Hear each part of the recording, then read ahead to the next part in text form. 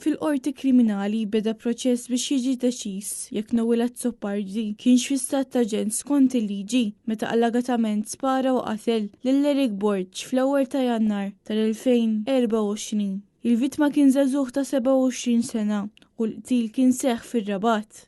Noel Azzopardi li għandu 41 sena jinsab mixli diversi reati seri relatati mal-qtil u possessi illegati ta' arma tan-nar. Bord ta' psikjatri maħtur mill-qorti ikkonkluda ju kienet ibati minn mart mentali serju u fi żmien tal-allegat reat ma kienx kapaċi jifforma l-intenzjoni meħtieġa. Skont l-esperti l-imputat kien qed jesperjenza delużjonijiet ma kienx konxju tal-konsekwenzi ta' emilu. Minkejja dan l-Avukat Ġenerali kontesta din il-konklużjoni u għalhekk il-kwistjoni se tiġi deċiża minn ġurija speċjali.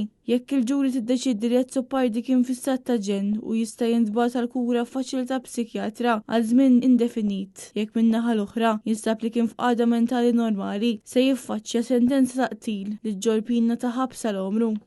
Il-każ se jinsemmu quddiem l-imħallef Neville Camilleri u għall-akkużat qed jidhru l-avukati Arthur Azzopardi u Nicole Vassallo. Kevin Valletta u Carly Bonni ta' timexxu l-prosekuzzjoni fi waqt l-avukat Joe Giglio qed jidher bħala parti ċivili fil-każ għan-nom tal-qraba tal-vittma.